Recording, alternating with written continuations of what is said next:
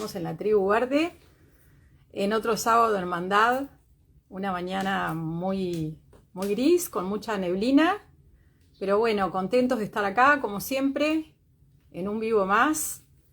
Quiero agradecerles a todos ustedes por estar ahí, por acompañarnos sábado a sábado, y también agradecer a la tribu que me da total libertad a la hora de elegir a los entrevistados, y por el apoyo de estar ahí siempre escuchando. Bueno, y a todos ustedes por sumarse sábado a sábado, por el cariño que nos dan, por el apoyo, por el seguimiento, por las preguntas, por confiar en nosotros.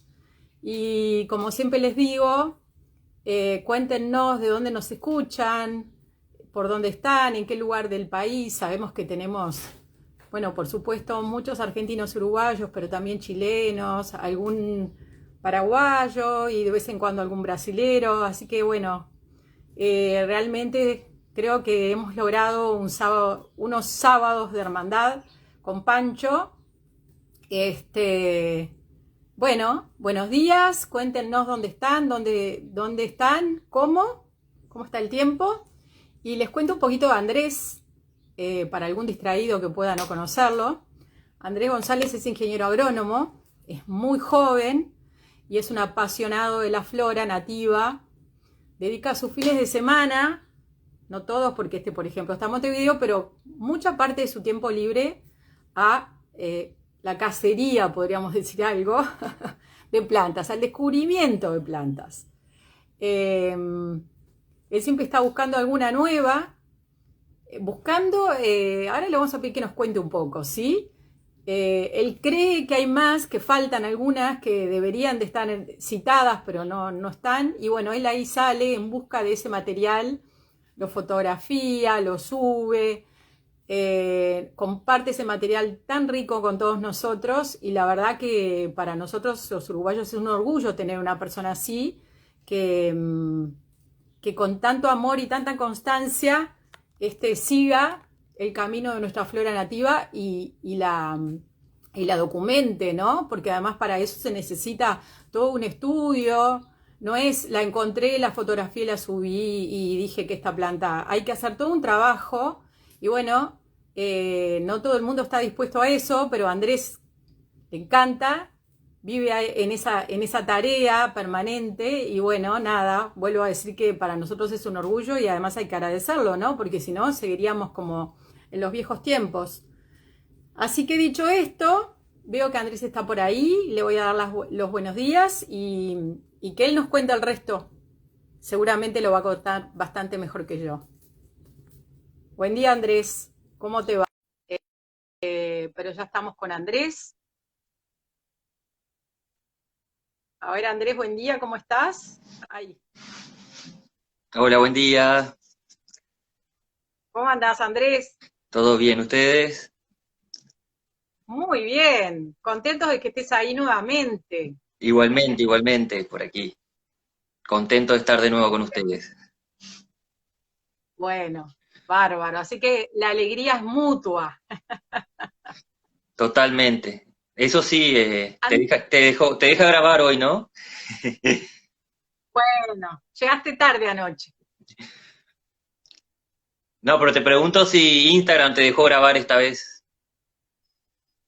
¿Sabés que no? Ah, no te entendí, perdón. ¿Sabés que eso lo sé al final? Ah, bien. Al final yo tengo que guardar y bueno, no sé por qué hay veces, son muy pocas, pero bueno, pasó una vez y contigo, esta no va a pasar. Estamos seguros que no va a ser así. Seguro que no. Andrés, contanos bueno, ¿sabes qué? Vamos a empezar, no, vamos a empezar porque nos cuentes en qué consiste ese trabajo minucioso que haces de encontrar esas plantas que tú crees que deberían de estar citadas y no lo están. De repente no muy largo, pero es lindo saber en qué consiste, porque para nosotros parece muy fácil, pero yo sé que no lo es. Bien. Bueno, como sabemos, por supuesto que ya te sentí que estuviste tempranito contando más o menos mi trabajo y mi profesión. Pero como todos saben, soy uruguayo viviendo en Montevideo actualmente, y Uruguay es un país relativamente pequeño dentro de Sudamérica, pero si lo comparamos con países europeos somos bastante grandes. Varios países europeos entran dentro de nuestra superficie, y estamos justamente casi que rodeados por dos grandes masas terrestres y hermanos, los brasileros y los argentinos, con una flora muy diversa, muy espectacular, y nosotros metidos en ese huequito entre medio de los dos gigantes, eh, también tenemos una flora bastante diversa para la poca superficie, ¿no? Unas 2.800 más o menos especies nativas. Si le sumamos todas las exóticas y otras que se han asilvestrado, llegamos más o menos a las 3.200 especies que viven silvestres en nuestras praderas, nuestros bosques. Pero como también sabemos, las plantas están en constante movimiento y lo han estado a lo largo de toda su vida. La cultura botánica en Uruguay siempre ha sido bastante escasa. Si nos ponemos a mirar la historia del Uruguay, los botánicos destacados han sido muy pocos comparados a otros países. Eh, entonces siempre nos ha faltado tanto la cultura botánica como el desarrollo del país, ¿no? Hasta hace muy poco tiempo era imposible acceder a ciertos lugares del país, a ciertas quebradas del norte, a lugares cerca de la frontera. Había que tener buenos vehículos porque los caminos eran intransitables. Y bueno, y desde hace más o menos unas 2 décadas, vamos a decir, a la actualidad, todo eso ha mejorado, hemos tenido acceso a diferentes puntos del país, y eso ha permitido que lleguemos a los lugares más increíbles y diversos que podemos imaginar en el Uruguay. Sobre todo, como siempre cuento, en el norte, en las fronteras con Brasil, es casi como yo digo, una prolongación del Brasil que tenemos en Uruguay, con muchas quebradas, muchos bosques, casi selvas intactas que no han sido tocadas, y también mucho campo natural, mucha pradera, muchos bañados. Al poder llegar ahí, siempre desde que empecé a estudiar yo dije, tenemos más o menos una lista de especies, que por supuesto que todo fue un estudio de tanto la flora de los países vecinos, como les comentaba, como la que ya estaba documentada para Uruguay.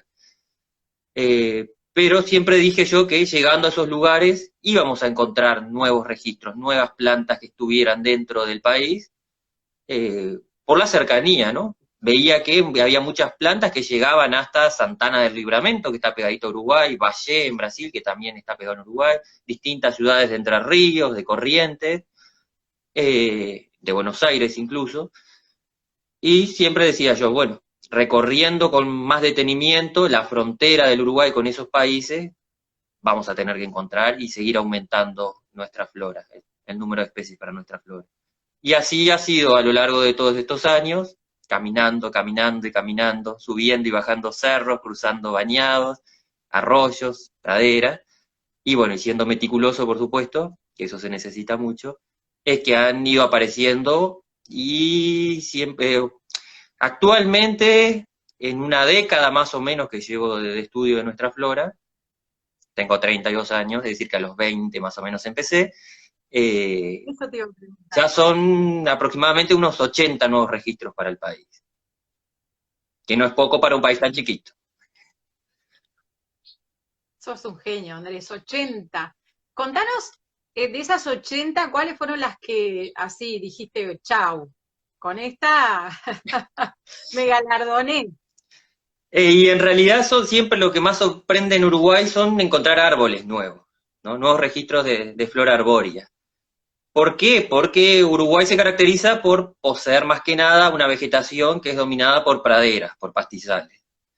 Nuestros bosques, como yo les comentaba anteriormente, sobre todo se distribuyen principalmente en zonas quebradas, asociadas a lugares rocosos y con algún curso de agua, que puede ser permanente o intermitente, en el verano se secan, y después en las márgenes de los grandes cursos de agua, ¿no? Ríos, arroyos y cañadas, que esos son permanentes. Ahí es donde está nuestra principal flora boscosa y leñosa. Entonces encontrar nuevos árboles para el Uruguay, cuando se supone que ya hemos encontrado todos, eso sorprende mucho. Y bueno, quizás un poco, yo creo que lo explican dos razones que tú ya las dijiste. Una, que había poco acceso a esos lugares, y otra que tuvimos muy pocos botánicos en la historia. Tenías que llegar tú.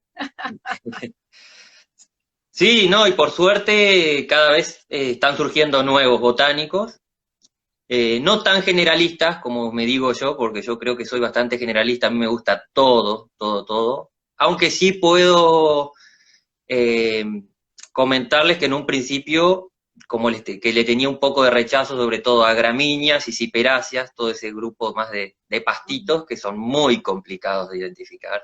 Mm, A mm, veces en un principio le tenía un poquito de rechazo, pero después uno le va tomando el gustito y además es lo que más encuentra, lo que más va encontrando a lo largo del camino. Y bueno, las claro, empecé a colectar para poder identificarlas y hoy me gustan por igual todas.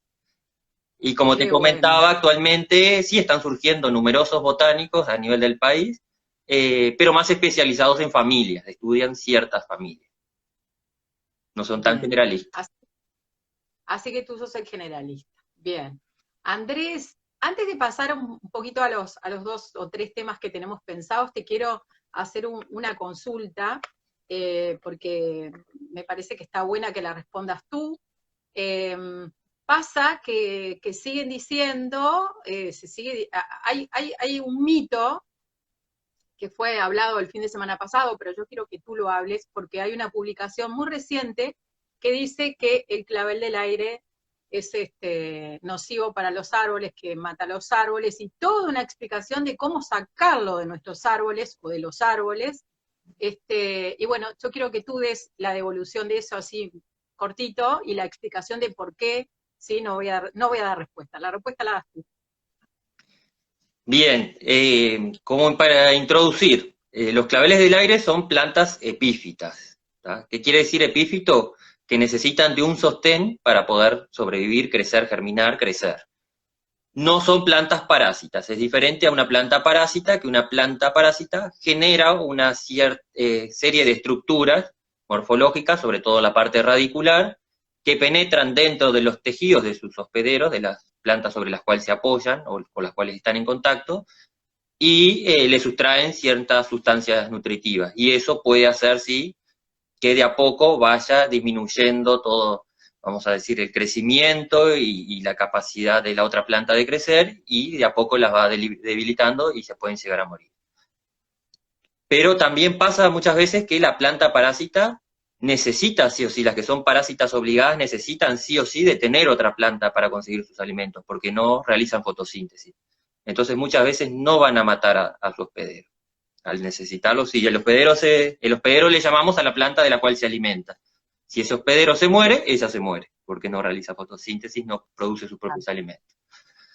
claro. Los claveles del aire, como les comentaba, no son parásitos, son epífitos, solo se sostienen generalmente de las ramas o a veces de hojas y tallos de otras plantas. ¿Qué ha pasado en los últimos tiempos? Sobre todo con una especie en particular, eh, que puede, o dos, vamos a decir dos sobre todo. Tilancia recurvata es la más común, que es una chiquita, bien chiquitita, que forma como unos cojinetes globosos de hojas grisáceas, bien lineales. Mm, Y a veces Tilancia eranthus también, que es la más llamativa, de flores azuladas y unas brácteas rosadas. Eh, en los últimos años, como saben, tenemos un constante cambio climático, eso todos lo sabemos. Muchas veces tenemos bastantes primaveras y otoños muy húmedos sobre todo y aumento de temperatura. Eso ha mm, ayudado que la tasa de reproducción de estas especies aumente. Entonces es lo que estamos viendo actualmente, que muchos de nuestros árboles, sobre todo de la urbe, pero muchas veces también en los bosques, distintos bosques del país nativos, eh, nuestros árboles empiezan a debilitar, no están acostumbrados a este cambio climático y a eso le sumamos toda la contaminación atmosférica de nuestras ciudades, ¿no? Porque tenemos cada vez una flota de automóviles mayor, con más emisiones de gases, y a su vez todo lo que consumimos y producimos también está generando algún tipo de contaminante al aire. Todo eso va ayudando a que debilite nuestros árboles ornamentales, ¿no? De calles, veredas, plazas, ujú. sumado a los distintos trabajos también de municipios, alcaldías, en los distintos países, que tienen que romper las raíces de los árboles por un caño de agua, la electricidad que va bajo tierra y demás. Todo eso ayuda a que nuestros árboles del ornato público se vayan debilitando. Estos claveles del aire tienen como una sensibilidad que, ¿cómo decirle? Contactan o como que supieran qué árboles se están debilitando. Y a su vez ese debilitamiento ayuda de estos árboles del ornato público, ayuda a que muchas de sus ramas se empiecen a secar, la corteza se empieza a separar de todo el resto del tejido y empieza a generar mayor humedad. Y justamente esa humedad es lo que necesitan estos claveles del aire para poder germinar. Y esas ramas que generalmente están muertas son las que empiezan a colonizar primero. ¿tá? Entonces vemos que llega uno, a los pocos años tenemos 20, 30 clavelitos del aire, y en una década podemos tener el árbol totalmente cubierto. ¿Por qué? Como les comentaba, porque muchas de esas ramas están muriendo constantemente por todo ese trastorno que tiene, tanto antrópico, tanto nuestro, como del cambio climático, como les comentaba, el aumento de humedad, temperatura y demás. Y la contaminación va ayudando a que ese árbol vaya muriendo, debilitándose, y este clavel va ocupando esos nichos que se van generando de esas ramas muertas. También pueden crecer en ramas vivas, por supuesto. Si tienen una rama viva cerca de esas ramas muertas que tenían, ellos pueden ir colonizando ramas vivas. Nunca llegan a cubrir totalmente la copa, pero sí pueden, si empiezan a colonizar ramas vivas, impiden que los nuevos brotes se desarrollen fuertes, vigorosos. Y eso también puede ayudar a que en su totalidad el árbol se debilite y se muera. Pero en sí no es el clavel el que va a matar el árbol. Son todas estas otras causas que le venía mencionando, tanto antrópicas, por los movimientos de tierra, cortes de raíces, como la contaminación. En realidad, lo que deberíamos hacer es fortalecer nuestros árboles, no quitar al clavel del aire, ¿verdad? El clavel del aire no es el que está causando la muerte, ¿no? ¿Llegamos a esa conclusión? Sí, totalmente. Hay que evitar, como le decía, movimientos de tierra alrededor del árbol, no cortar las raíces. Muchas veces es imposible, por supuesto, porque los municipios ya sabemos cómo son sus cabecitas, que si hay que quitar algo o arreglar un caño, lo que sea, lo que menos le importa es el árbol. Conocemos las podas drásticas que le hacen, que no son podas, ya son mutilamientos de árboles del arbolado urbano. Lo que sí podemos para ayudarlo, si vemos que hay un crecimiento desmedido de estos claveles del aire, es ir cortando esas ramas secas, que como les decía, que les sirven de anclaje. Y a su vez también van debilitando a ese árbol. Entonces cuando vemos que va generando muchas ramas secas, ir podándolo, ir sacando esas ramas para evitar que se reproduzca exponencialmente y pueda llegar a invadir otras ramitas verdes nuevas del árbol. Clarísimo, clarísimo y muy simple. Nada de sacar todos los claveles del aire, no vamos a ganar nada. Si no le mejoramos las condiciones al árbol, vamos a matar una cantidad de clavelitos del aire que además son muy, muy buenos, dan muchos servicios ecosistémicos. He leído por ahí. Son indicadores de dicen que en general son indicadores de que el aire está bastante, en ese lugar el aire es bastante bueno, hay buena calidad, no sé qué tan cierto es, pero he leído algo de eso también. Sí, sobre todo la que llamamos barba de viejo, Tillandsia usneoides, que mucha gente piensa que no es un clavel del aire, que es un líquen, porque son grisáceas, largas, de tallo finito, pero es un clavel del aire también. Esa sobre todo es la principal indicadora de buena calidad de aire. Pero también la mayoría de los claveles del aire tienen, como decías, ese servicio ecosistémico de atrapar sustancias contaminantes de la atmósfera. Por eso también cumplen un rol fundamental. Qué interesante. Andrés, bueno, pasemos un poco, que eso quedó muy claro, creo yo. Pasemos un poco a esas plantas que sabemos que no son muchas, pero que las tenemos que revalorizar, que tienen mucho valor estético, ecosistémico. Yo creo que todas las plantas tienen valor ecosistémico, ¿verdad? Todas cumplen alguna función, pero creo que está muy bueno, como en general la gente no piensa tanto en el ecosistema, pero sí piensa en la estética, bueno, lleguémosles por ahí, lleguemos a qué plantas tenemos con mucho interés otoñal o invernal, Andrés. Bien, justamente ese era uno de los temas que nos habíamos planteado hablar hoy. Eh, Como para empezar, sabemos que si nos ubicamos en la posición geográfica donde está Uruguay, que está más o menos en la misma, a la misma altura del planeta que donde está Entre Ríos, donde está una parte de Buenos Aires, una parte de Corrientes, Córdoba, eh, y hacia lo que sería el este de Uruguay, sobre todo la mitad inferior de Río Grande do Sul, tenemos como dos estaciones bien definidas, más que nada, porque cada vez la primavera y el otoño como que están desapareciendo, yo veo eso, que cada vez hay menos primavera y otoño y tenemos como un invierno más prolongado y un verano más prolongado, más frío, más calor y como que va desapareciendo esas dos estaciones intermedias. Entonces tenemos un invierno muy frío, generalmente en esta latitud con muchas heladas, y veranos muy calientes. ¿Qué nos pasa con los inviernos muy fríos? No tenemos desarrollo de la flora tropical que vemos, por supuesto, más al norte, en nuestro continente. Entonces, tenemos muy pocas plantas que se hayan adaptado en nuestra latitud a florecer en esta época. ¿Tá? Son mínimas, mínimas y muy contadas por los dedos las plantas que florecen durante el invierno. Nativas, ¿no? Siempre hablando de las plantas nativas. Entonces, ¿qué tenemos que hacer en esos casos? Como yo siempre digo, buscar otras cualidades ornamentales que puedan tener las plantas. Una, la mencionaste, que son, por ejemplo, las otoñadas. Tenemos muchas plantas de hojas caducas que presentan otoñadas muy llamativas, de colores rojos, amarillos, naranjas, que son las que podemos empezar a utilizar o darle un foco, ponerle un foco durante el otoño-invierno para hacer lucir nuestros jardines, que sean más llamativos. Y después sí tenemos unas poquitas, no sé si, creo que no llegamos a 20 plantas que puedan tener algún tipo de otro atractivo, ya sea flores, generalmente bastante pequeñas, como les decía, porque es una temporada donde todo se reduce, incluso el movimiento de todo lo que es polinizadores y demás disminuye con los fríos. Entonces las plantas dicen, ¿para qué queremos estar gastando energía en florecer en esta época que no vamos a tener nuestros polinizadores y que nos van a ayudar a reproducir? Entonces también ellas disminuyen toda su actividad. Entonces son muy poquitas las que van a estar en flor y otras poquitas que van a estar en frutos que también pueden servir como atractivos. Con otoñadas atractivas, sobre todo, vamos a encontrar especies leñosas. ¿tá?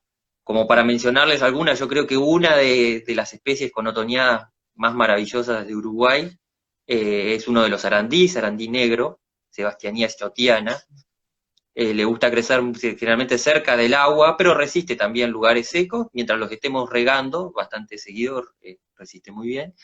Y tiene una otoñada que es bastante variable en la coloración, va pasando por amarillos, naranjas, rojos, y a su vez sus tallos también se quedan de color rojo. Creo que es una de las que enciende durante el otoño y principios de invierno en nuestros bosques, de las más llamativas y que creo que hay que cultivarla. Y además resiste muy bien también la poda, entonces le podemos dar forma para combinarla con otras plantas. Es un árbol bastante chico, Andrés, ¿verdad? Sí, sería más que nada un arbusto. Puede llegar a ser un arbolito, ¿sí? Si dejamos que genere un tronquito único, pero generalmente se comporta más como arbustiva, y como les digo, al poder podarla y darle forma que resiste muy bien las podas, la podemos mantener como un arbustito bajo. Después, alguna otra especie leñosa también es el palo amarillo, Terminalia australis, muy común en toda esta región, tanto el Río de la Plata como el Río Uruguay, en Argentina.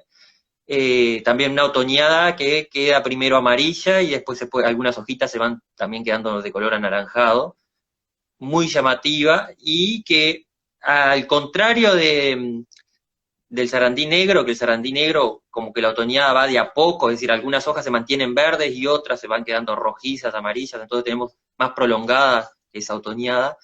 En el palo amarillo, todas las hojas quedan amarillas enseguida, ni bien llega el invierno, ¡ping!, queda totalmente amarillo oro, casi como un ginkgo a veces, los ginkgos quedan de una coloración espectacular, la terminalia también. Otro arbolito que, por ejemplo, en Montevideo lo he visto que se está cultivando en veredas, que me llamó mucho la atención, porque generalmente sí es un arbolito que necesita un espacio más grande. Generalmente le gusta ramificar mucho desde la base. Entonces, si nosotros queremos generar un árbol, hay que estar constantemente podándolo, eso sí, sacándole esos que le llamamos chupones o ramas basales que van saliendo, para generar un arbolito con un fuste único. Ujú. Si lo dejamos libre, él va a crecer para todos lados, bastante desordenado, es decir, que la poda va a tener que ser constante para formarlo. Pero como le digo, esa otoñada amarilla, instantánea, es espectacular. Y otro que hace una otoñada similar también es el chalchal, Halophilus edulis. ¿Ah? Tiene que estar así expuesto, totalmente expuesto a la intemperie, al frío. Si está protegida, las hojitas pueden permanecer verdes durante casi gran parte del otoño y principios de invierno. Y en el invierno, invierno crudo, vamos a decir, ahora julio, agosto, sí llega a perder todas las hojas, pero no adquiere tonalidades tan vistosas. Si está expuesto, queda totalmente amarillo también, amarillo oro, y muy llamativo. Además de que, por supuesto, sabemos todas las peculiaridades y las características ornamentales que tiene durante la primavera, otoño y verano, con sus frutos, flores del chalchal. ¿Qué otras especies tenemos después de otoñadas? Generalmente, siempre hablando de leñosas arbóreas, bueno, tenemos el sauce criollo, también tiene una otoñada amarilla, muy llamativa, Mm, Me generalmente gusta que lo mucho podemos su usar sobre todo para si tenemos tajamares o alguna lagunita o algún estanque, y también espacio, aunque es otro árbol que también, como les menciono, resiste bien la poda. Se puede podar para que no nos vaya muy alto, porque puede llegar a ser un árbol de 12, 15 metros de altura.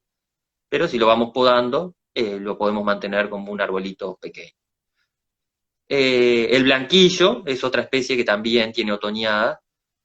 No es una otoñada tampoco llamativa, pero tiene las hojitas que sobre todo cambian, algunas al amarillo y otras al morado. Entonces tenemos esa combinación de morados y amarillos dentro del mismo árbol que llama mucho la atención, eh, y después queda totalmente sin hojas en pleno invierno. Todas estas especies que les estoy mencionando van a quedar desnudas en alguna época, sobre todo hacia ahora, hacia fines de julio, y la mayor parte de agosto quedan totalmente sin hojas. Y a principios de primavera, en septiembre, ya vemos las yemitas que empiezan a engordar. Muchas de ellas florecen, tenemos que pensar eso también, que las especies de hoja caduca en su mayoría florecen antes de que se formen las nuevas hojas. Entonces vamos a tener también una profusa floración durante la primavera, bien principios de primavera, septiembre y principios de octubre, y luego recién van a salir las hojas. Es decir, que eso también le suma algo muy ornamental y muy atractivo.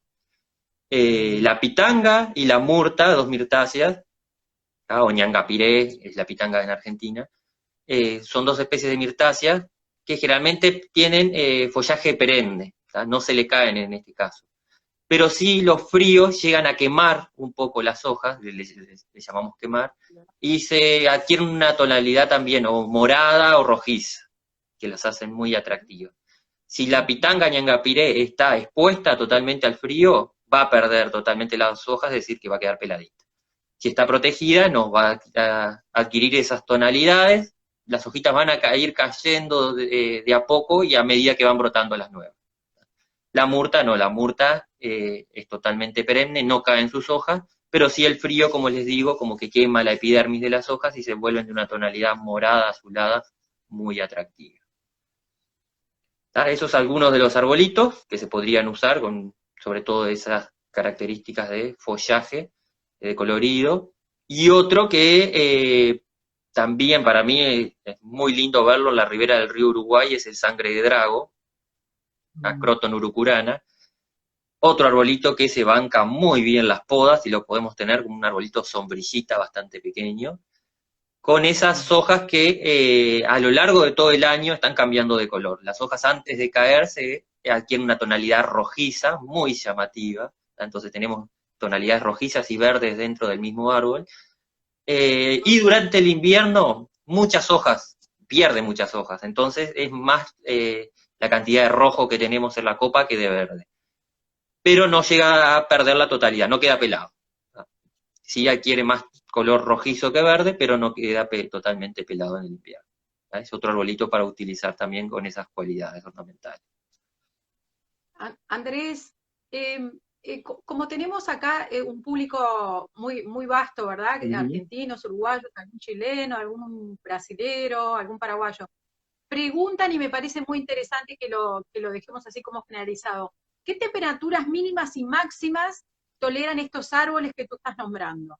Árboles y arbustos, ¿verdad? Para que entonces el que te está escuchando diga, ah, sí, yo puedo poner ese árbol, ¿sí? Bien. Así damos como un mensaje más redondo. Sí, salvo este último que nombré, el sangre de drago, Croton urucurana, que es más del noroeste del Uruguay, todo el resto toleran temperaturas muy bajas, desde menos 15 grados centígrados, es decir, que heladas fuertes las soportan, a Ujú. temperaturas amplias aquí en Uruguay. Entonces, son árboles de amplia distribución que le llamamos en Uruguay, están en todo el país, es decir, que toleran todo el rango de temperatura que podemos llegar. En verano podemos llegar a los 39, 40 grados, es decir, que toleran muy bien todas esas temperaturas.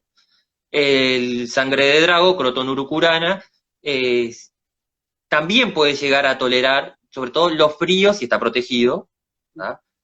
Vamos a decir, capaz que tolera hasta menos 5 grados, pero ya menos de eso puede llegar a quemarlo totalmente.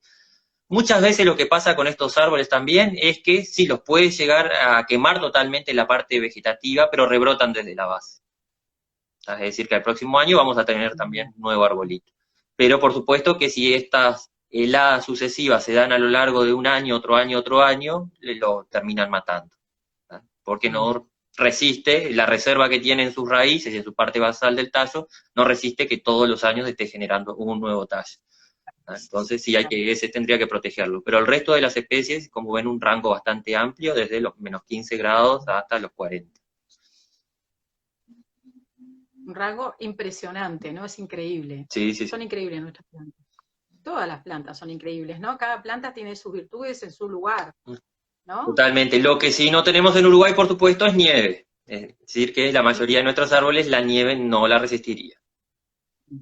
Exacto. Bien. Continuemos, bien clarito. Continuemos, Andrés. ¿Qué Bien. otras tenías ahí Después tenía pendientes? algunas para nombrarles con flores, que sobre todo la floración va a empezar ahora, desde mediados de julio hacia fines, hasta la primavera y algunas incluso se prolongan en el verano. Justamente como les comentaba, en esta época de que, si nos ponemos a ver, sobre todo la flora, como les decía, de estas zonas de Uruguay, no, sur de Río Grande, Entre Ríos y Buenos Aires, no tenemos muchas especies florecidas, son bastante apagadas nuestras especies nativas en esta época, por lo que les comentaba, la falta de polinizadores y las bajas temperaturas, pero sí hay algunas especies que se encuentran o cerca de cursos de agua o están bastante protegidas dentro del bosque y llegan a florecer. Incluso si las cultivamos protegidas o algo expuestas, pero con un riego adecuado en el que no se nos seque totalmente la tierra en el invierno, Ujú. florecen muy bien. Algunas de ellas son las mimosas, sobre todo mimosa pilulífera.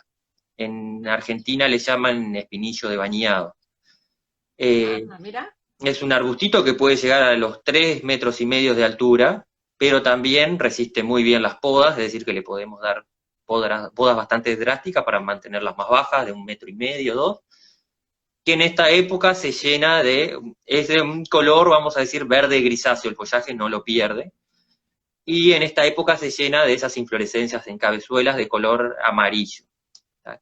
Que atrae numerosos polinizadores porque tiene un perfume bastante dulce, y la encontramos sobre todo, como digo, naturalmente en bañados, en pajonales o al margen de bosques ribereños en el ecotono con la pradera. ¿Tá? No cerca del agua, sino más que nada cerca de la pradera, pero en lugares húmedos. ¿Tá? Tenemos que tener agua cerca de esos lugares. Esa es una de las especies. Mimo- Mimosa, ¿qué? ¿Sabés que no la conozco? Pilulífera. Bien. ¿Tá? Esa es A una de introducirla, ellas. ¿eh? Otra mimosa, por ejemplo, Dándole, ¿sí? en jardines tendríamos que tenerla con riego, ¿verdad? Porque si es de bañados, o decís que resistiría me parece que no, ¿no? Resiste, sí. No, Ah, no va a necesitar río constante. No todas las semanas, vamos a decir, pero sí, capaz que semana por medio de que le echemos un poco de agua porque le gusta bastante el agua y va a crecer mejor, va a florecer mejor. Pero resiste igual una época de sequía, de 2, 3 semanas, resiste muy bien. Otra mimosa, por ejemplo, que está floreciendo en esta época y es muy linda, sobre todo acá en Uruguay la encontramos en las zonas de las sierras del este y en las zonas serranas de Argentina también está, es mimosa ramulosa. Mimosa pilulífera que les comentaba anteriormente no tiene aguijones, no tiene espinas en sus tallos ni en sus hojas, es totalmente inerme. Inerme quiere decir que no tiene aguijones ni espinas. Mimosa ramulosa sí, tiene unos aguijones en el tallo y a veces también los puede presentar en las hojas. Es un arbustito también muy ramificado. El follaje es bastante laxo, tiene relativamente pocas hojas comparada a pilulífera. Y en esta época, como les digo, también presenta unas inflorescencias en cabezuelas como pequeños globitos, que comienzan siendo de un color blanquecino y a medida que las flores van madurando se van tornando más violáceas o rosadas. Entonces tenemos capítulos que van floreciendo en distintos grados, distintas épocas, y vamos teniendo toda esa combinación de blancos, morados y rosados dentro de la misma plantita. También resiste muy bien la poda, y como les digo, esta especie, al crecer en sierras, en lugares pedregosos, sí banca muy bien la sequía. Le gusta estar más que nada seca y no tanto húmedo. Es decir, que tenemos dos especies del mismo género que podemos tener en distintos ambientes o distintos rincones dentro de nuestros jardines, unos más secos y unos más húmedos. Y las dos se reproducen muy bien por semilla, eso también es importante. Muy fácil. ¿Las dos? Las dos. ¿O esta? Las dos. Las dos. Qué importante ese detalle. Porque son plantas que en general no vamos a conseguir en los viveros, ¿verdad?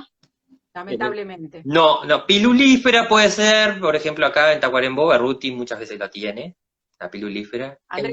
Ramulosa no tanto. Andrés Berruti, ¿no? Sí. Vivero Santa María. Y bueno, y en Argentina no sé, hay que averiguar, que se comuniquen con la red Revina.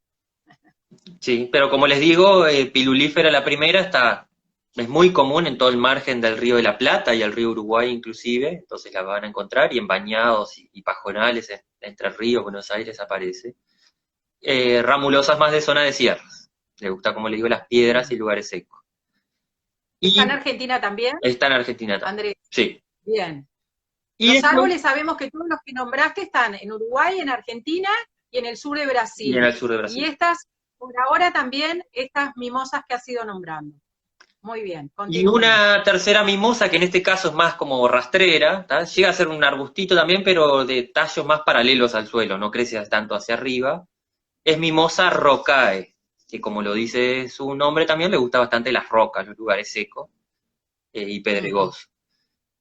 También de un follaje bastante verde ceniciento, un verde apagado, y que en esta época se queda completamente cubierta de inflorescencias, que es un amarillo oro, un amarillo fuerte, no como pilulífera, que le decía que era como más apagado, un amarillo claro. Esta es un amarillo muy llamativo, que atrae muchos polinizadores, sobre todo abejas. También se reproduce muy fácilmente por semillas, pero prácticamente ningún vivero la tiene por el momento. En el Uruguay es más común, sobre todo también en zonas de sierras, más que nada en La Valleja, en el este del Uruguay, Cerro Largo, Mina, y en Maldonado, es muy común ahí mimosa rocae, pero también, por ejemplo, la he encontrado junto a barrancos en el río Uruguay, en Paysandú, en Salto, también la he visto. Y del lado argentino también está presente, más que nada en Entre Ríos. Bien. Es decir, que está como más tapizante, no sería cubresuelo, porque es un arbusto, no se llega a extender mucho, pero si tenemos varias plantitas juntas, sí llegan a cubrir totalmente el suelo con esas ramas paralelas. Y ya les digo, follaje grisáceo y esos capítulos amarillos, dorados, muy llamativos, como que contrastan y aportan bastante al ornamental de un jardín. Lindísimo. Imagínate todo lo que tenemos. Empezamos con el otoño, estamos en el invierno con muchas flores. Tenemos, ¿eh? No es tan poco. Sí, esas son, y 3 del mismo género, ¿no? 3 mimosas que mencionamos. Después otras 2 del mismo género que también extienden su floración casi prácticamente durante todo el año, son las lantanas. Lantana montevidensis, Lantana fucata, y una que últimamente la resistimos un poco, pero para darle color al invierno siempre hay que tenerla, que es Lantana cámara. En nuestros jardines, creo que esas tres, unas con flores Lantana cámara, como sabemos, flores naranjas o amarillos, Lantana montevidensis y fucata, de flores más violáceas o rosadas, montevidensis bien rastrerita, siempre pegada al suelo, fucata puede levantarse un poco más, hasta el 1,5 m, 2, y le gusta mucho apoyarse en otras plantas también, y Lantana cámara un arbustito. Las tres resisten también muy bien las podas, y además de las flores, como les decía, o naranjas en cámara, naranjas amarillas en cámara, y violetas rosadas en fucata y montevidensis, tenemos luego la fructificación también, que esos frutitos agregados, como unas pequeñas moritas o frambuesas de color negro azulado, también aportan su lado atractivo. Así que es otro género que también podemos cultivar y tenerlo en flor prácticamente durante todo el año. Andrés, ya que las nombraste, he oído algunas versiones de que están discutiendo de que la cámara sea nativa. Contanos un poquito de eso. ¿Tú qué mirada tenés? Bien, Lantana cámara es nativa de toda la región, pero sobre todo es una especie más serrana, más de sierras o quebradas, que tiene la particularidad, como muchas especies exóticas invasoras, que producen mucha cantidad de fruto que le gusta a las aves. Y las aves se han encargado de dispersarla por otras regiones del país, como son dunas, como son praderas, como son otros tipos de bosque. Por eso la vemos cada vez más extendida. Eso sumado a que se ha cultivado mucho como ornamental por todos los atributos que tiene de floración y que atrae una inmensidad de polinizadores, mariposas, abejas, incluso a veces picaflores, ha ayudado a que cada vez la veamos más cerca de nuestras casas, en terrenos baldíos, junto a arroyitos o cañaditas cerca de las ciudades. Pero no, entonces en esos lugares sí se comportaría como invasora, vamos a decir, ¿tá? En esos lugares donde no existía y que las aves la han ido dispersando. Pero en las sierras y en las quebradas, sobre todo en lugares más secos, tanto de la Argentina como del Uruguay, ella está presente. El último artículo que estuve leyendo en Argentina mencionaba que la Lantana cámara sobre todo se distribuía naturalmente hasta Córdoba, más o menos, en Argentina, hasta esa altura de la Argentina. Luego todo lo que se hace hacia el sur se ha escapado de cultivo y no sería nativo. Pero, como siempre les menciono, es una especie nativa que sí, hay que seguir cultivándola.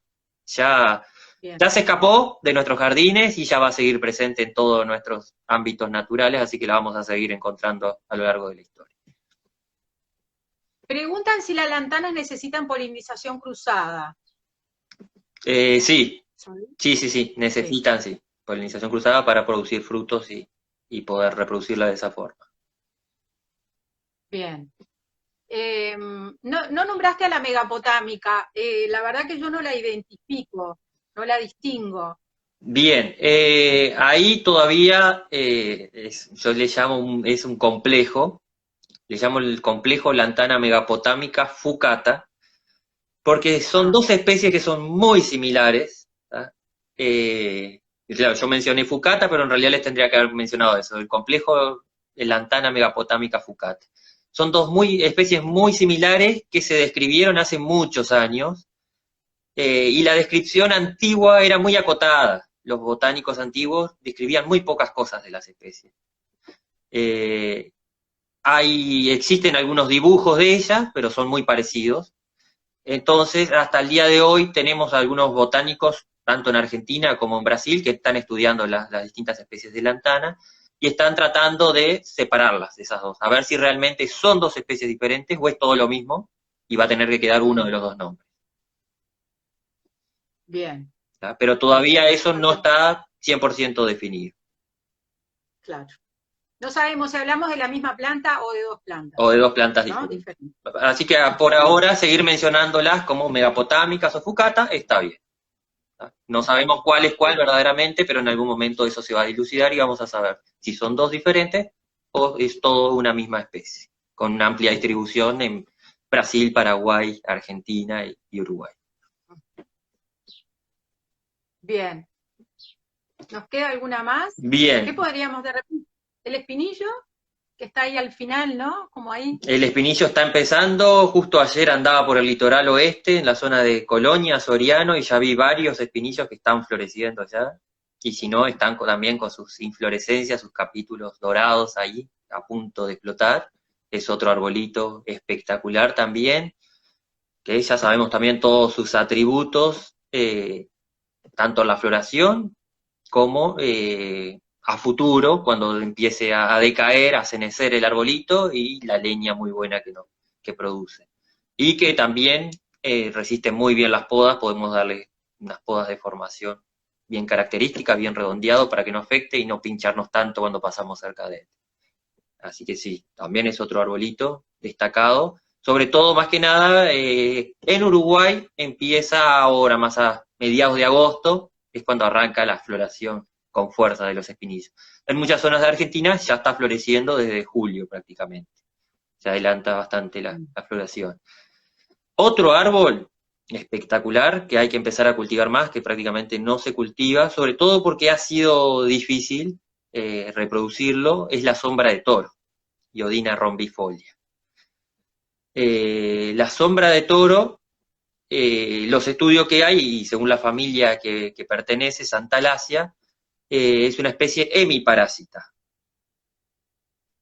Acuérdense, hoy les hablaba de las parásitas obligadas, las que necesitan sí o sí de su hospedero para vivir, pero también tenemos un grado de parasitismo que se le denomina hemiparasitismo, es decir, como la mitad de parásito, media parásita.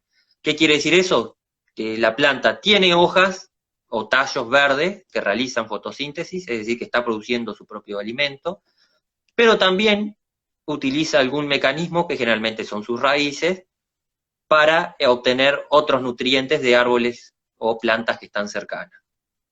¿Ya? Y la sombra de toro, Iodina rombifolia, es una de ellas. ¿Ya? La sombra de toro tiene, por medio de las raíces, tiene un sistema radicular que puede penetrar en otros árboles cercanos u otros arbustos y obtener alimentos a partir de ellos. No los mata tampoco a los árboles que tiene cerca, pero toda esa gran familia de las santaláceas, como les mencionaba, son hemiparasitas todas. Y la sombra de toro, además de la forma característica de sus hojas, que es un rombo, generalmente con los ápices punzantes, con una espinita en cada ápice y hojas bien duras, y un verde con los márgenes y las nervaduras bien amarillas, una corteza del tronco que para mí también es de las más lindas, rugosas, bien agrietada, casi que parece un corcho, un alcornoque. Tiene una floración ahora, en pleno invierno, y un perfume dulce maravilloso. Si entran en un bosque donde hay sombra de toro en esta época y sienten un olor dulce, es de ella. Entonces, es otra especie que hay que empezar a cultivar más, a ver qué forma se pueden. Yo sé que he visto varias publicaciones de viveros de Argentina, de Entre Ríos y Buenos Aires, que la están produciendo muy bien. Porque siempre se creyó que sí o sí necesitábamos reproducirla por semillas cerca de alguna otra planta para que enseguida emita o genere esos autorios, esas raíces especializadas para poder sobrevivir. Pero se ha visto que no. Cultivándolo en un mantillo bastante rico en materia orgánica, germinan muy bien y crecen muy bien sin tener otros árboles cerca. Bien, bien, Andrés. ¿Tenemos alguna herbácea, algún bulbo? Contanos, que esté floreciendo por estas épocas, otoño, Sí. invierno. Sobre todo, sí, bulbosas, tenemos un grupito que florece ahora en esta época. Por supuesto que macachines tenemos todo el año, esos son infaltables si vamos a nuestras praderas. Oxalis eloviana, Oxalis espídula, de flores amarillas y rosadas, eso lo vamos a tener todo el año, prácticamente florecido. Y después tenemos las bulbosas, que son parientes de los ajos y cebollas, que son los notoscordum, o lágrimas de virgen, que se les llama también. Los Ipheion empiezan a florecer ahora en pleno invierno, Ipheion uniflorum, de flores azuladas celeste, florecen ahora a mediados de agosto. Y todo ese grupito, hay un grupito de género, por ejemplo, Beuverdia, que antes eran Ipheion también, que son más que nada de flores o amarillas o blancas, pero mucho más grandes que Notoscordum, y generalmente tienen flores solitarias. Los Notocordae van a ver que es un escapo largo, las lágrimas de virgen que le llamamos, un escapo largo con varias florcitas chiquitas en el ápice, un conjunto de florcitas. Los Hifeion es una única flor que generalmente están pegaditas a la tierra, muy cerca. Espera que voy a enchufar mi celular porque ya estaba bien cargado, pero el video va a consumir. Sí, el video consume mucha energía.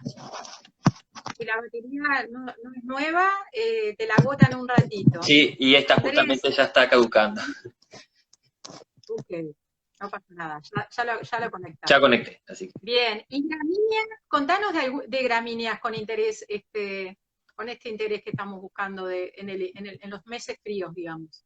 Bien, las gramíneas generalmente también se dividen en dos grandes grupos que son las invernales y estivales.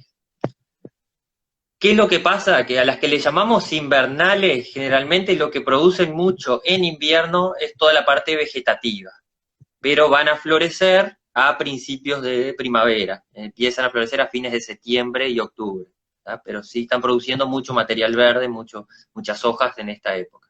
Las estivales son todas, empiezan, vamos a decir, a brotar y a generar nuevo follaje durante la primavera y florecen en el verano, ¿tá?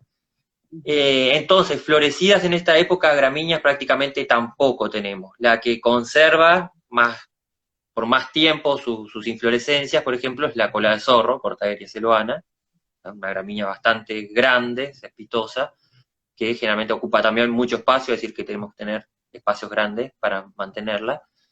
Y después algunas gramíneas, por ejemplo, que también pueden tener alguna inflorescencia durante el invierno, algunas atrasadas, o otras, si vamos cortando las inflorescencias viejas, generan nuevas, son los Paspalum, y las Deyeuxias o Synagrostis, como se llaman actualmente, también, que tienen unas coloraciones medias violáceas, otras medias plateadas, vamos a decir, con la luz del sol. Esas también están floreciendo en esta época, ¿tá? Pero son poquitas también, como les digo. Sí, después podríamos mencionar que ya está seca, pero que perdura tanto tiempo en la planta, el Sisaquirium, los Sisaquirium. También, ¿no? sí, la que le llaman cola de zorro en muchos lugares. Que si bien la flor ya está seca, pero como perdura, ¿no? Yo ahora lo estoy mirando, están bien colorados. Hasta que los corte, ellos están ahí. Totalmente, sí. Dando color. Sí, y queda con esa coloración bien rojiza que también es llamativa. Bien, bueno. ¿Sabes qué me gustaría, Andrés, decir si alguna de estas plantas que nombraste no está en nuestros países limítrofes o todas las que nombramos están en los países que nos rodean, Brasil, Argentina, y si hay alguna que además pertenezca a Chile? ¿Qué te parece?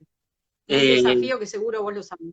En Argentina y Brasil están todas las que hemos nombrado, todas. En Chile, por ejemplo, la que llega es el espinillo, o el aromito, como le llaman también en muchos lados, Vachellia caven o Acacia caven, como era antiguamente, es la que llega hasta allá. Pero en Chile, por ejemplo, sí tienen muchas especies de Yeusias, de esa gramínea, o Synagrostis, actualmente, tienen muchas especies que están floreciendo también en esta época. No son las mismas que tenemos acá, pero son otras especies dentro del género que están en floración y también se pueden utilizar. Otro arbustito que les iba a nombrar, que también ya está casi por explotar, ahora que estuve recorriendo un poco el bosque, ya está a punto de explotar en floración, es el que llamamos tabaquillo, Trixis praestans. Es una compuesta, una asterácea, un arbustito que también resiste muy bien la poda, hojas grandes, se le llama tabaquillo porque las hojas se asemejan a la del tabaco. Son pubescentes, todas llenas de pelitos, de un color más que nada verde, no es tan grisáceo como otra que llamamos tabaquillo, que son los Solanum mauritianum y Granulosum leprosum, también se le llaman tabaquillo. Pero en este caso, Trixis praestans, las hojas son bien verdes, de un color bien verde llamativo. Como les digo, si la dejamos libre puede ser un arbustito que llegue a 3 metros de altura. Si la vamos podando, la podemos mantener en 1,5 metros, bien cubierta de hojas. Perenne también. Y en esta época, como les digo, se llena de unos capitulitos péndulos, ¿tá? Que generalmente las cabezuelas apuntan hacia abajo, con unas flores amarillo anaranjadas, bastante llamativas, y un perfume a chocolate cuando está en plena floración que es espectacular, espectacular. Y las abejas los aman, les encanta. Es verdad. Tenemos una cantidad de perfumes. Yo he visto que hasta las Baccaris tienen perfumes ricos, Sí, sí, sí, sí, sí. ¿no? Las tan despreciadas Baccaris o Baccaris, ¿qué perfume? Hay una que tiene un perfume a vainilla que me encanta, que creo que es la Spicata. La espicata, sí, sí, sí, sí. Sí, justamente necesitan de esos perfumes para esa época, generalmente viste que Claro, tiene floración otoñal, necesitan atraer la máxima cantidad de polinizadores para reproducirse, entonces tienen esos perfumes generalmente muy dulces que pueden ser a vainilla, la que llamamos chirca blanca, Baccaris dracunculifolia o Baccaris microdonta tiene más como olor a miel, más dulce. es verdad. Sí, y además otra virtud de nuestras Baccaris es que florecen generalmente uno le pone una floración porque generalmente es la más marcada, pero si ellos se les dan las condiciones, florecen, florecen, florecen y siempre con ese aroma, siempre lleno de polinizadores. La verdad que las Baccaris creo que es un arbusto que deberíamos de revalorizar, ¿no? Totalmente, totalmente. Incluso, por ejemplo, hace una semana creo que anduve por el noreste, por Cerro Largo, cerca de Brasil, en Uruguay, y las Baccaris microdontas seguían en plena floración, Bien, en pleno invierno. sí. Así que es otro grupito de plantas que también se podría cultivar para tener flores en el invierno. ¿Alguna de nuestras Baccaris las compartimos con Chile o Paraguay? Porque son bastante generalistas, ¿no? ¿O no? Sí, son bastante generalistas, pero generalmente lo que tenemos con Chile, que nos divide bastante, y es nuestro muro, que son los Andes. Entonces, muchas Claro, especies que se han adaptado y han evolucionado de este lado, del Río de la Plata y el Océano Atlántico, nunca pudieron cruzar la cordillera, que es más bien. antigua que ellas, que muchas de ellas plantas. Pero en Chile hay también unos bácaris espectaculares, y sobre todo, como Chile tiene mucha altura, tienen muchos bácaris que son, como le llaman ellos, y en Argentina también, en cojinetes, como bien pequeñitos y formando matorralcitos bien apretaditos, muy llamativos y con floraciones también muy atractivas. Bien. Tipo la notocergila, que se la ve grande, pero en general se la ve chiquitita abajo y es un espectáculo cuando está en flor. Parece un campo algodonudo.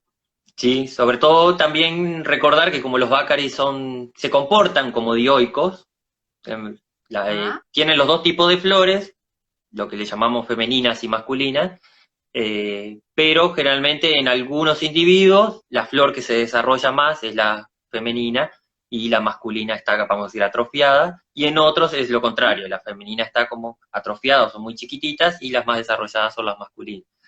En todo no, pero en un 99% de los bácaris pasa eso. Entonces lo que pasa justo en Notocergila es que la femenina es la más llamativa por ese papus, esos pelos algodonosos que están junto a las flores y a las semillas, que los mueve el viento y le da ese atractivo muy particular. Y después queda como una no. bola de algodón en el campo cuando empiezan a volar las semillas.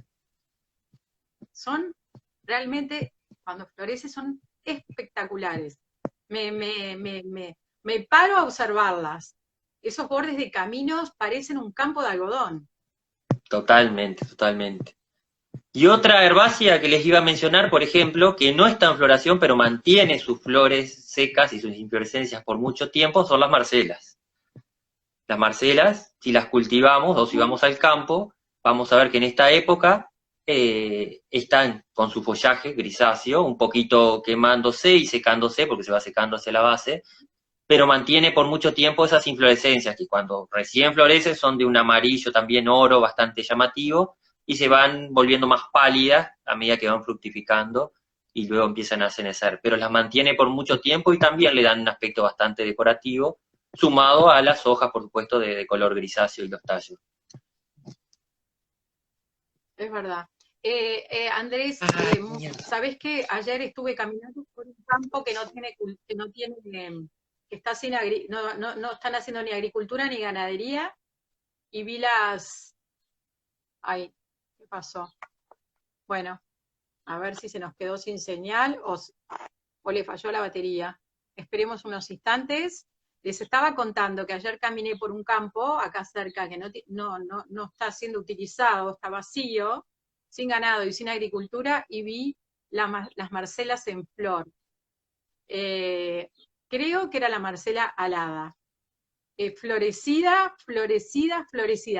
Re- em, Vamos a invitarlo nuevamente, Andrés. Se, le, Se nos quedó sin señal, pero no se vayan, que ya lo vamos a tener por ahí. Vamos a darle unos minutitos, que ya estamos casi en el final, así redondeamos un poco las ideas. Pero les contaba que vi unas marcelas, y además vi más de una, vi varios ejemplares, floreciendo en su esplendor, amarillo, amarillo, amarillo. Les saqué una foto, después las voy a subir. Y lo que me fijé es que, claro, no estaban solitarias, ¿no? Estaban bien reparaditas contra unos acantostiles, entonces se ve que el acantostiles que es más alto, pero a su vez que tiene una trama fina, le estaba dando la protección a la planta, y la planta estaba totalmente florecida, pero florecida, recientemente florecida, amarilla, divina, oro. O sea que hay plantas que están adaptándose a florecer en el invierno. De a poco, como dijo Andrés, lleva tiempo, pero lo van logrando. A ver si lo tenemos de vuelta ahí, Andrés. Si no, bueno, podemos cerrarla, guardarla y esperarlo, Andrés, en otro sábado de hermandad, y a todos ustedes. Espero que les haya sido de agrado, que la puedan volver a escuchar. Los esperamos en un próximo sábado de hermandad. El sábado que viene les cuento que está Pancho con De Mayo presentando un nuevo libro de plantas nativas. Así que no se lo pierdan, Pancho y De Mayo en otros sábados de hermandad, aquí en la Tribu Verde.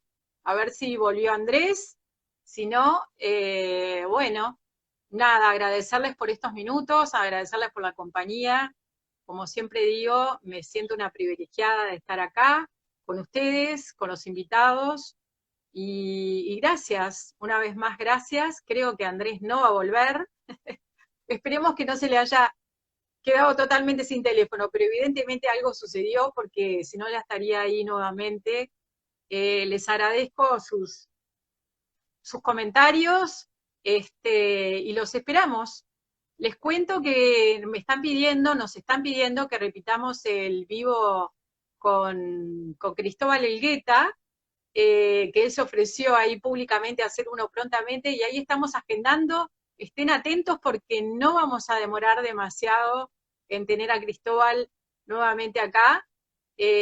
Así que los esperamos a todos. Gracias Lucía, gracias Valeria, gracias. Un montón de gente que sigue ahí. A ver si volvió Andrés. Ahí me parece que volvió. No, no volvió Andrés. Bueno, chicos, estamos despedidos. Hasta pronto. La voy a guardar. Espero que esta vez la tecnología no nos juegue una mala pasada. Gracias, Vika, gracias, Mary, gracias, Lucía, gracias